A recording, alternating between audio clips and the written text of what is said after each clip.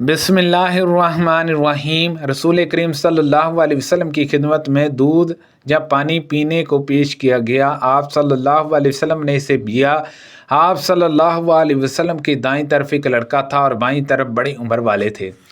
لڑکے سے آپ صلی اللہ علیہ وسلم نے فرمایا، کیا تم مجھے اس کی اجازت دو گے کہ ان لوگوں کو یہ پیالہ دے دوں؟ لڑکے نے کہا، نہیں، اللہ کی قسم یا رسول اللہ صلی اللہ علیہ وسلم، آپ کی طرف سے ملنے والے حصے کا اثار میں سے کسی پر نہیں کر سکتا۔ راوی نے بیان کیا کہ آخر رسول کریم صلی اللہ علیہ وسلم نے وہ پیالہ اس لڑکے کو دے دیا۔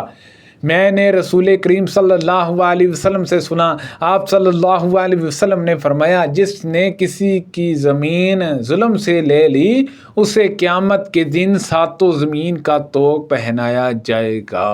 استغفر اللہ۔ ان کے اور بعض دوسرے لوگوں کے درمیان زمین کا جھگڑا تھا، اس کا ذکر انہوں نے عائشہ رضی اللہ عنہا سے کیا تو انہوں نے بتلایا، ابو سلمہ زمین سے پرہیز کر کہ نبی کریم صلی اللہ علیہ وسلم نے فرمایا، اگر کسی شخص نے ایک بالشت بھر زمین بھی کسی دوسرے کے ظلم سے لے لی تو ساتوں زمین کا طوق قیامت کے دن اس کے گردن میں ڈالا جائے گا۔ استغفر اللہ۔ عبداللہ بن عمر رضی اللہ عنہما نے کہ نبی کریم صلی اللہ علیہ وسلم نے فرمایا، جس شخص نے ناحق کسی زمین کا تھوڑا حصہ بھی لے لیا تو قیامت کے دن اسے ساتوں زمین تک دنسایا جائے گا۔ ابو عبداللہ حضرت امام بخاری رحمۃ اللہ علیہ نے کہا کہ یہ حدیث عبداللہ بن مبارک کی اس کتاب میں نہیں ہے جو خراسان میں تھی، بلکہ اس میں تھی جسے انہوں نے بصرہ میں اپنے شاگردوں کو ملا کرایا تھا۔ ہم بعض اہل عراق کے ساتھ مدینہ میں مقیم تھے، وہاں ہمیں قحط میں مبتلا ہونا پڑا۔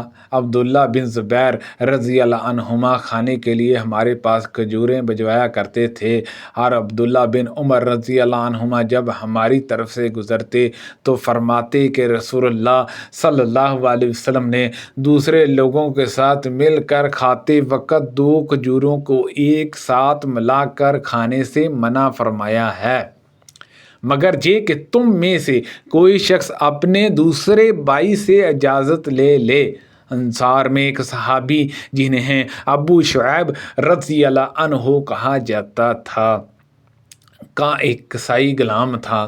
ابو شعیب رضی اللہ عنہ نے اس سے کہا کہ میرے لیے 5 آدمیوں کا کھانا تیار کر دے، کیونکہ میں نبی کریم صلی اللہ علیہ وسلم کو 4 دیگر صحابہ کے ساتھ دعوت دوں گا۔ انہوں نے آپ صلی اللہ علیہ وسلم کے چہرہ مبارک پر بھوک کے آثار دیکھے تھے، چنانچہ آپ صلی اللہ علیہ وسلم کو انہوں نے بلایا۔ ایک اور شخص آپ کے ساتھ بن بلائے چلا گیا۔ نبی کریم صلی اللہ علیہ وسلم نے صاحب خانہ سے فرمایا، یہ آدمی بھی ہمارے ساتھ آ گیا ہے، کیا اس کے لیے تمہاری اجازت ہے؟ انہوں نے کہا، جی ہاں، اجازت ہے۔ نبی کریم صلی اللہ علیہ وسلم نے فرمایا، اللہ تعالیٰ کے جہاں سب سے زیادہ ناپسند وہ آدمی ہے جو سخت جھگڑالو ہو۔ رسول اللہ صلی اللہ علیہ وسلم نے اپنے حجرے کے دروازے کے سامنے جھگڑنے کی آواز سنی اور جھگڑا کرنے والوں کے پاس تشریف لائے۔ آپ نے ان سے فرمایا کہ میں بھی ایک انسان ہوں، اس لیے جب میرے جہاں کوئی جھگڑا لے کر آتا ہے تو ہو سکتا ہے فریقین میں سے ایک فریق کی بحث دوسرے فریق سے عمدہ ہو، میں سمجھتا ہوں کہ وہ سچ ہے، اور اسی طرح میں اس کے حق میں فیصلہ کر دیتا ہوں۔ لیکن اگر میں اس کو اس کے ظاہری بیان پر بھروسہ کر کے کسی مسلمان کا حق دلوا دوں تو دوزخ کا ایک ٹکڑا اس کو دلا رہا ہوں، وہ لے لے یا چھوڑ دے۔